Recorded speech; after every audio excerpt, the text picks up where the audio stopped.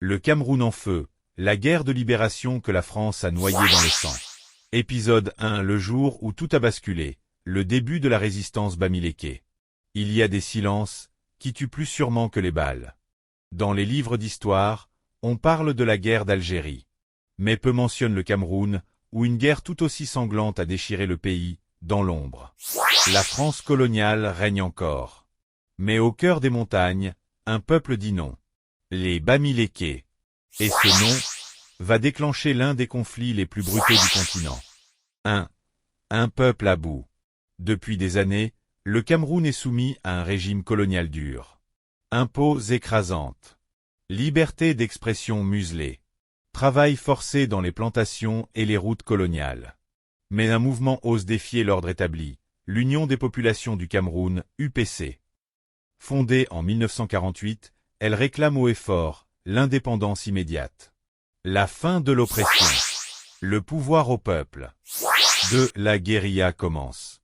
Ce jour-là, des milliers de Camerounais pacifiques descendent dans les rues. À Douala, à Yaoundé, à Bafoussam. Ils manifestent sans armes, sans violence. Mais la réponse est brutale. La police coloniale tire à balles réelles. Des centaines de morts. Des arrestations par milliers. Des villages sont incendiés. Les survivants fuient. Et se réfugient là où l'administration ne contrôle rien, les montagnes de l'Ouest.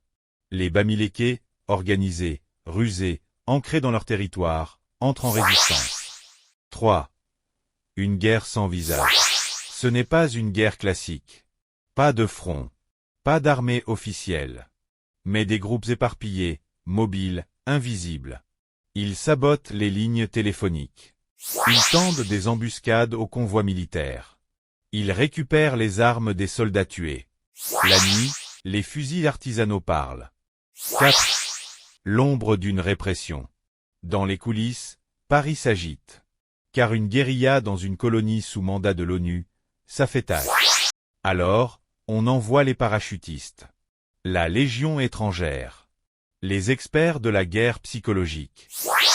Mais les Bamileke, eux, n'abandonnent pas. Ils savent que la répression va s'intensifier. Ils savent que les combats à venir seront inégaux. Mais ils ont une chose que l'armée coloniale n'a pas, la rage de vivre libre.